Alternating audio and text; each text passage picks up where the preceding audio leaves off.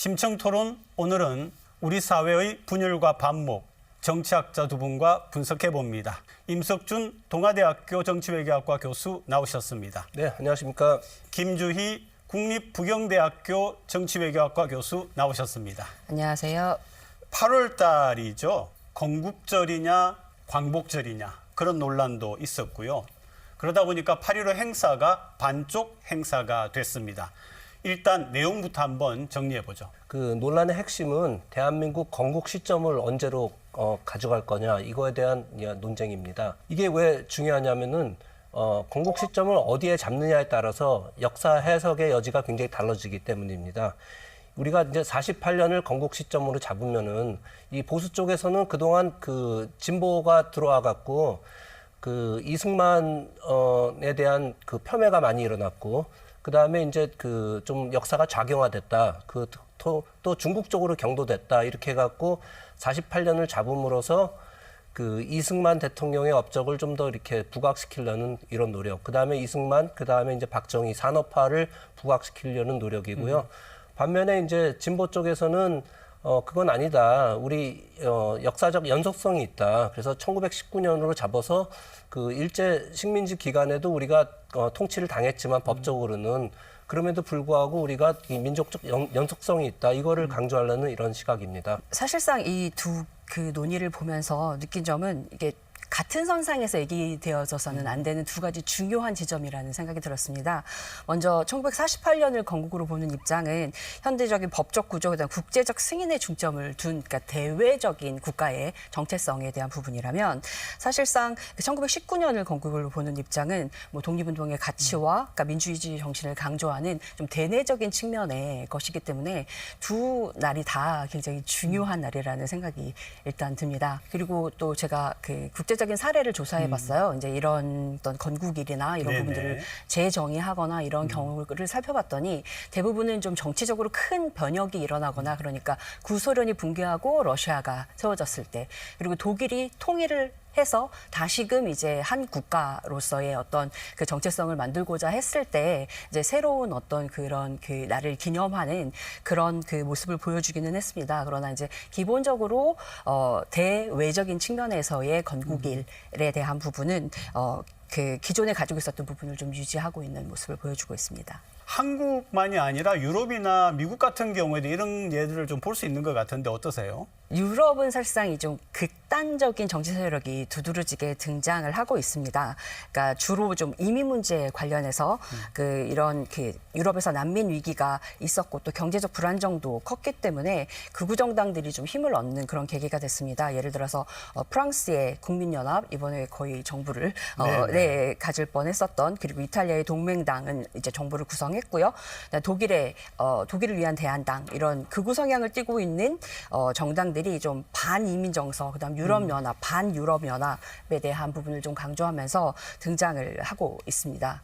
그래서 사실상 이 좀 극단적인 부분이 가장 드러났었던 부분은 영국이 그러니까 EU를 나오게 된 그러니까 브렉시트 과정을 좀 얘기할 수 있는데요.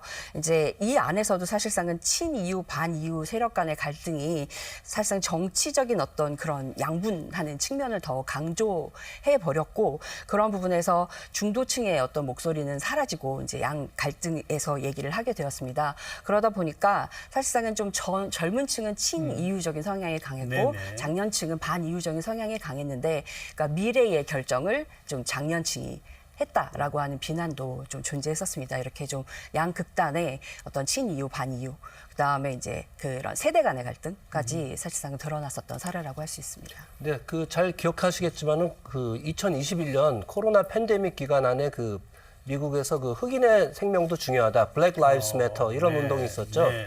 그 당시 그 백인 경찰들이 이제 흑인을 갖다 체포하는 과정에서 지나친 폭력을 사용하거나 혹은 총기를 사용해서 이렇게 불필요한 목숨들이 희생됐는데 그래서 미국 사회가 이제 전체가 들끓었습니다. 그래갖고 이제 생명이 중요하다 이런 운동이 있었는데 문제는 뭐냐면 그런 운동 와중에서 갑자기 이게 화살이 다른 데로 가갖고 미국 남부에 있는 남북전쟁 당시에 이후에 세워진 그런 전쟁 영웅들의 동상을 철거하는 이런 움직임이 있었습니다. 특히 이제 그 당시 남부연합의 대통령이었던 제퍼슨 데이비스 그다음에 남부연합의 그 가장 최고 사령관이었던 로버트 E. 리. 근데 이런 동상들을 내렸거든요. 근데 문제는 뭐냐면은 이 극단주의라는 게 이 자그마한 문제에서 시작하지만은 이런 흑인의 생명이 중요하다는 이런 문제에서 시작하지만은 이게 다른 쪽으로 흐른다는 거예요. 네. 그래서 100년 동안 서 있는 동상을 이 장군은 알고 보니까 뭐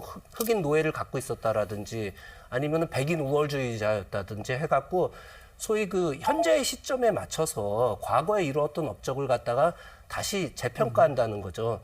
이제 만약에 이런 것들이 반복된다면은 저는 어떻게 보면 극단으로 간다면은 우리 그 광화문에 있는 이순신 동상이라든지 세종동 대왕 동상도 미래의 기준으로 봐갖고는 안전하지 못할 수도 있다는 거죠. 예를 들어서 이순신이 옛날 어렸을 때 학폭을 했다. 그러면 그 동상을 내려야 되는 그런 겁니까?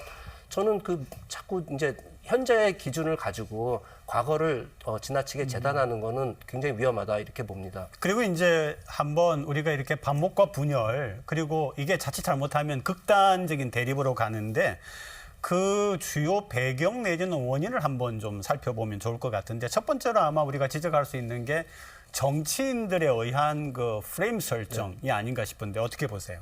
두 가지 이유가 있다고 생각합니다. 일단 대중에게 굉장히 단순하게 문제를 갖다 던질 수 있고 그러면 대중이 금방 이해할 수 있고 그다음에 두 번째는 그 자기 편가르기죠. 자기 편을 그걸 통해서 단속하는 이런 효과가 있기 때문에 프레임이 계속 사용되는데 우리 정치에서도 계속 사용됐습니다. 그동안 첫 번째 그 노무현 대통령 때는요. 노무현 대통령을 사실은 친서민 정책을 많이 하셨지만은 이거를 그 무슨 좌파 포퓰리스트다 이렇게 네. 프레임을 해갖고 가두었고요.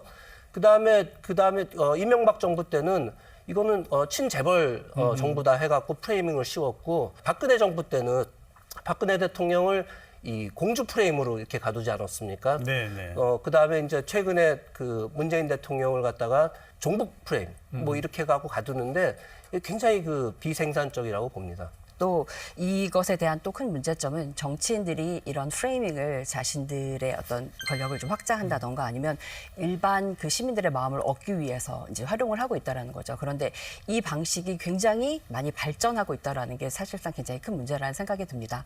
그래서 간단한 예로 그 독일을 위한 대한당이 실질적으로 굉장히 그 많은 지지를 얻게 된 배경에는 굉장히 그 성공적이었던 선거 프레임이 있습니다. 그래서 독일이 독일어로 도이칠란드입니다. 네. 그래서 독일이 더 먼저이고 유럽은 말 그대로 독일이 유럽의 회원국이 아니라 거기 속한 것이 아니라 독일이 더 주권을 가진 국가이다라는 것을 딱 이 독일이라고 하는 단어를 보여주면서 그 도이칠란드에 EU가 들어있습니다. 네. 그래서 독일 안에 EU가 들어있다. 라고 하는 것으로 그냥 모든 것을 한번에 보여준 그런 사례에 대한 부분인 것 같습니다. 우리가 조금 더 넓혀서 정치인들이 만드는 프레임뿐만 아니라 이걸 또 실어 나르는 유튜버 등을 비롯한 뉴미디어도 굉장히 영향을 주는 것 같은데 김 교수님 어떻게 보세요? 그 문제는? 저는 처음 이 뉴미디어가 나왔을 때 이제 이것들은 젊은 그 사람들에 의해서 독점이 되겠구나라는 생각을 했습니다. 그런데 어느 날 저희 어머니는 사실상 그 핸드폰을 잘 사용하지 못하시는데 네. 너무나도 유튜브를 잘 보시면서 네. 다양한 정보를 이제 거기서 얻고 계셨습니다. 근데 그 정보가 사실상은 이제 굉장히 편향되거나 아니면 자기들이 보는 관심이 있는 것에 따라서 그 알고리즘이 작동하는 방식으로 되어지는 부분 때문에 이것이 그냥 단순하게 젊은 사람들을 위한 문제가 아니고 굉장히 그 이대로 그냥 두면 큰 다양한 문제들을 만들어낼 수 있겠구나라는 생각을 좀 하게 됐습니다. 이 뉴미디어가 왜 위험하냐면요. 제가 볼 때는 세 가지 특성 때문에 위험한 것 같아요.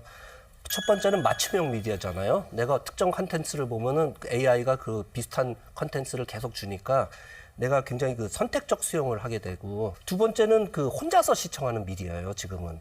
여러 명이 같이 있더라도 각자 웃고 각자 울고 각자 미워하고 각자 좋아하고 이러고 있습니다. 그래서 이 대화를 나눌 수 있는 그런 공간이 사라지는 거고요. 그다음에 마지막으로는 사실은 그 생산자 입장에서는 클릭에 의존하잖아요. 좋아요, 구독 눌러주세요. 이러니까 그렇죠. 좋아요, 구독을 위해서는 자극적인 내용을 기사로 뽑고 그다음에 이 내용도 양쪽을 소개하는 게 아니라 그럴 시간이 없는 거죠. 한쪽의 극단적인 것만 딱 소개한다. 이렇게 해갖고 소위 맞춤형 미디어라는 것, 그다음에 이제 그 혼자 하는 시청하는 것, 그다음에 이제 클릭에 의존하는 거 이런 것 때문에 굉장히 그 뉴미디어가 오히려 우리 사회의 분열을 조장하지 않나 이렇게 생각합니다. 전 한 가지 더 붙이고 싶은데요. 이제 여기서 책임을 개인에게 전가하는 겁니다. 그러니까 개인이 이게 가짜 뉴스인지 진짜인지를 구별하는 능력을 너희가 알아서 갖춰라라는 거죠. 참 이게- 문제네요. 네, 네. 네. 그래서 이런 부분을 사실상은 전통 미디어가 해줘야 하는데 이제 그 부분이 지금 잘 되지 않는다는 것. 그리고 뭐 이후에 또 말씀드리겠지만 이제 한국 안에서의 그 불신에 대한 부분인 것 같습니다. 그러니까 모든 영역에 있어서의 불신, 특히 그러니까 전통 미디어에 대한 불신이 굉장히 크지 않습니까? 그래서 이전에 이제 연구 결과를 보면 누가 그러니까 어떤 국가가 가장 잘 이렇게 이런 그 뉴 미디어 사회에서 잘 살아갈 수 있을 것인가를 했을 때 핀란드 같은 나라가 이제 1등을 차지했거든요. 그러니까 미디어 리터러시로, 그러니까 미디어를 이해할 수 있는 능력을 평가한 것인데 그렇게 높은 순위를 얻은 국가들의 공통점은 전통 미디어, 자기들의 뉴스가 방출되는 기존의 미디어에 대한 신뢰가 굉장히 높다는 거였습니다. 그래서 그런 부분을 우리가 좀 생각해 볼 필요가 있을 것 같습니다.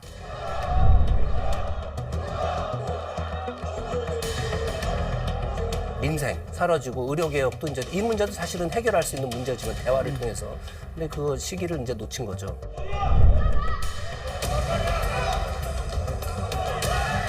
분열과 반목을 끝내고 이제 어느 정도 서로 합의하고 타협점을 찾아갈 수 있는 그런 모습을 일단 정치권에서 먼저 보여주고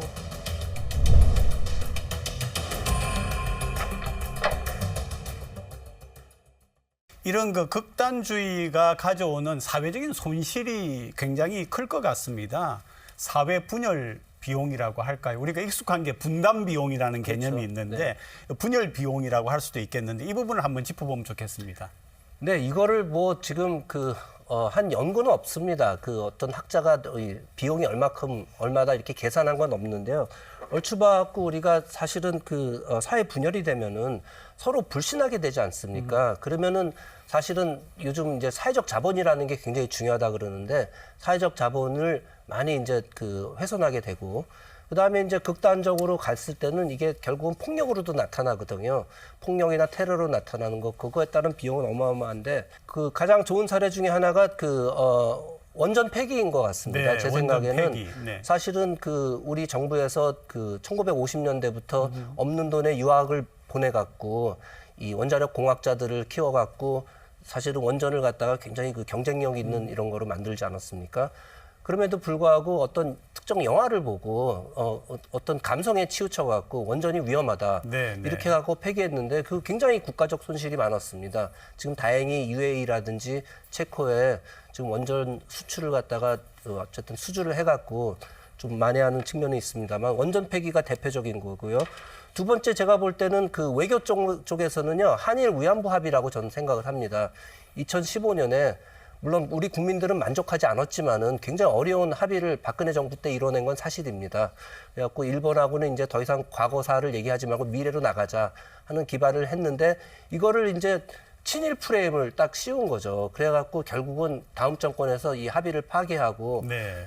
그런 면에서 이제 우리도 사실은 국제사회에서 많은 신뢰를 얻고 외교적 손실이 저는 굉장히 많은 거로 생각을 합니다. 이제 소통이 되어지지 않으니까 더욱더 불신이 커지는 그런 상황이 가장 큰 문제인 것 같습니다. 그러니까 우리는 일단 정권이 바뀔 때마다 어떤 특정 단어 혹은 어떤 특정 매체 이런 것들을 좀 활용할 수 없는, 사용할 수 없는 그런 측면이 굉장히 많고 좀 교육 현장에 있다 보니까 어떤 측면에 있어서 그러니까 얘기들을 들어보면 그러니까 중간에 서야 된다라는 어떤 그런 인식이 굉장히 강한데 그 중간이 어디인지 잘 모르겠고 또 어디까지를 들어줘야 하는지에 대한 부분을 굉장히 크게 고민하셨고 그러니까 사실 그게 소통을 통한 토론을 통한 교육이 돼야만 이러한 불신도 해결할 수 있고 우리가 그 다음 단계로 넘어갈 수 있는 것인데 그 부분이 이렇게 막혀 있는 것이 결국 그래서 어느 누구도 편안하게 얘기할 수 있는 그런 공간이 없다는 게 가장 큰 문제가 아닐까 저는 생각합니다. 이런 부분을 두 분께 한번 얘기해보고 싶습니다. 정치. 예를 들면 만약에 여야가 어떤 부분에서 충분하게 잘 협력하고 협치를 한다고 하면은 의료 대란의 문제도 어느 정도 돌파구를 찾을 수 있을 것 같고 그렇죠. 또 얼마 전에 민생에 대해서는 합의하자 해놓고는 그다음에 진척이 전혀 없잖아요. 저는 이런 그 분열과 반목이 그런 점에서도 어려운 문제 얼마나 우리 그 국가적인 손실을 사회적인 손실을 가져왔고 또 이제 민생 문제를 해결해야 되는데 시간을 끌면서 결국은 하나도 해결되는 게 없는 게 결국은 이게 굉장한 비용이 아닌가 이런 생각이 드는데 결국 책임감을 정치권이 일차적으로 느껴야 되지 않을까요? 맞습니다. 정치권이 느껴야 되고 사실은 그 의회가 우리 국회가 그렇죠, 사실은 의회가. 어떻게 네. 보면 정치인들의 공론의 장이지 않습니까? 근데 이제 공론의 장이 이제 사라진 거죠. 그리고 마치 의회에서는 이 세력 싸움, 그 다음에 그 안에 계파 싸움 이런 거에 정쟁에 이끌리다 보니까 사실은 가장 중요한 민생 네, 사라지고 의료 개혁도 이제 이 문제도 사실은 해결할 수 있는 문제지만 대화를 통해서 근데 그 시기를 이제 놓친 거죠. 예, 일단 그런 부분들도 너무나 적절하다고 생각을 하고요. 그런데 많은 논의를 했으면 결국은 결론을 내야 되는데 타협을 하지 못하는 것이 가장 큰 문제인 것 같습니다. 그러니까 어떤 형태로든 서로가 의견을 냈고 거기에 대해서 절충안을 마련을 해야 되는데 사실 우리는 타협을 한다는 건 진다라고 생각을 하기 때문에 이렇게 계속해서 자기들의 주장을 끝까지 끌고 가면서 결국은 결론을 내지 못하는 이런 상황으로 가게 되는 것 같아서 좀 타협의 문화가 생겼으면 좋겠다라는 생각이 운전할 듭니다. 때도 이렇게 양보하면 진다고 이렇게 생각하는. 아이고. 사실은 정치와 의회뿐만 아니라 아까 우리가 그 말하는 방송을 비롯한 언론도 이야기를 했지만은 그런 부분도 제 역할을 과연 하고 있는가 하는 의심이 좀 들거든요. 네. 좀 아쉽죠. 사실 우리 언론이 특히 이제 그 방송 3사가 이 정권이 바뀔 때마다 또 언론의 색깔이 바뀌니까 그러니까 국민들도 이제 못 믿는 거예요. 야, 이거 뭔가 정권의 영향을 받는구나. 해서 사실은 특히 이제 언론이 탈정치화 해야 되지 않나. 그 다음에 이제 그러기 위해서는 좀 균형된 보도를 할 필요가 있고 지금 아무리 비대면의 시대가 왔더라도 다 TV를 보고 있단 말이에요. 그래서 특히 이제 지상파 언론의 역할이 굉장히 중요하다. 이렇게 보고 저는 생각합니다. 일단 어디서부터 시작을 해야 할까 하면 굉장히 답답해지더라고요. 그래서 제가 네네. 요즘 가장 좋아하는 단어는 선순환입니다. 그래서 모든 것이 동시에 이렇게 돌아가지 않으면 절대로 될 수가 없는데 또 이런 변화는 그렇게 단기적으로 이루어질 수 있는 일은 아닌 것 같습니다. 그래서 근본적으로 굉장히 추상적인 것 같지만 이 불신이라고 하는 것을 교육에서 그다음 미디어에서 그다음 정치에서 좀 해결할 수 있는 그런 방안을 마련할 필요가 있지 않을까라는 생각이 일단 듭니다. 두 분이 학자시니까 우리 한국 사회 전체가 가지고 있는 분열과 반목 때문에 이루어지는 이런 비용과 앞으로 나갈 것들을 학계에서 이야기를 하면서 어느 한쪽이 야 이거 고쳐야 되는데 이렇게 얘기를 하면 그런다고 또 야단을 맞을까요? 그렇지는 않죠. 네. 이제 사실은 충분히 이 학술 대회에서는 이런 논의는 좀 있었던 것 같고요. 아까 제가 말씀드린 거는 이게 이제 우리가 연구 논문을 실는다는 거는 상당히 과학적 검증이 필요한 단계이기 때문에 이거를 이제 과학적으로 수치화해 갖고 계량해 갖고 나온 이런 연구들은 없다는 거지만은 충분한 논의가 지금 일어나고 있는 건 또 사실입니다. 그래서 우리 21세기 정치학회도 보면은 항상 매년 이러한 분열의 한국 정치 어떻게 우리가 화합하실 것인가 이런 주제로 이제 학술회의를 하고 있습니다. 독일의 그 시사 전문지 슈피겔에서 이러한 비슷한 조사를 했습니다. 그래서 지금 현재 상황이 얘기할 때, 그러니까 이러한 상황을 이제 우리는 그 분열과 반목이라고 얘기를 했지만, 그러니까 파시즘하고 엮어서 이제 논의를 전개했습니다. 네. 그래서 이 파시즘을 정의하는 것은 쉽다. 그러니까 학자들이 얘기할 수 있는 것은 굉장히 쉽다라는 거죠. 오히려. 그러나 네, 문제는 인식하기는 어렵다는 겁니다. 그러니까 이미 우리가 파시즘이 있구나라는 걸 느꼈을 땐 늦었다라는 부분을 좀 강조하고 있었습니다. 그래서 그런 부분들을 그러니까 학계에서도 마찬가지로 지금 김 공부를 교수 해야겠지만, 하신 말씀을 네. 우리 이 사례들에 대입한다면 어떻게 적용해서 이야기하실 수 있겠어요? 한국 사례. 한국도 이제 더 늦기 전에 더 늦기 전에. 네, 이런 분열과 반목을 끝내고 이제 어느 정도 서로 합의하고 타협점을 찾아갈 수 있는 그런 모습을 일단 정치권에서 먼저 보여주고 그와 함께 이제 그게 만약에 정화가 된다면 사실은 다른 부분에 대한 해법은 그렇게 어렵지 않을 거라고 생각합니다. 네. 우리 사회의 분열과 반목 그리고 이게 극단으로 가지 않기를 바라는 우리의 마음을 이야기를 했는데 이제 두 분에게 시청자분들 그리고 시민들께 그러면 어떤 말씀을 좀 드리고 싶습니까? 한마디씩 청해 듣겠습니다. 김 교수님. 굉장히 지금 우리가 추상적이고 이제 거대한 얘기들을 많이 했는데 여러분들이 뉴스를 보시기 전에 이게 이걸 통해서 누가 이익을 얻을 것인가를 좀 생각해 보시고 이렇게 올바르게 판단할 수 있는 그런 능력을 좀 키우셨으면 좋겠다라는 생각입니다. 네, 제가 볼 때 현대 사회는 비대면의 비극이라고 볼 수 있습니다. 이제 비대면 사회로 왔기 때문에 오히려 공론의 장이 사라지고 우리가 옛날에 같이 모여서 토론하고 그다음에 싸우기도 했지만은 서로의 입장을 확인하고 그러면서 서로 타협할 수 있는 지점을 만들어 나갈 수 있는데 이제 그게 사라졌습니다. 그게 사라진 거를 갖다가 사실은 뉴 미디어 때문에 사라진 거라고 저는 생각하는데 그걸 올드 미디어를 복원할 수는 없습니다. 근데 그럼에도 불구하고 기존 방송들, 방송 3사라는 이런 공영방송 혹은 책임 방송을 하는 쪽에서 역할은 굉장히 크다고 생각합니다. 아까 얘기했지만은 우리 사회는 벤 다이어그램 같이 다양하지만은 그 안에서 교집합을 찾아주는 게 소위 방송의 역할이 아닌가 이렇게 생각합니다. 시민, 국민이 주인이거든요. 정치하는 분들은 우리가 일을 시켜놓은 분들입니다. 그런데 주인이 중심을 잡고 일 시킨 분들을 무조건 쫓아가지는 않는 게 필요하지 않나 그런 생각을 합니다. 오늘도 두 분 정말 고맙습니다.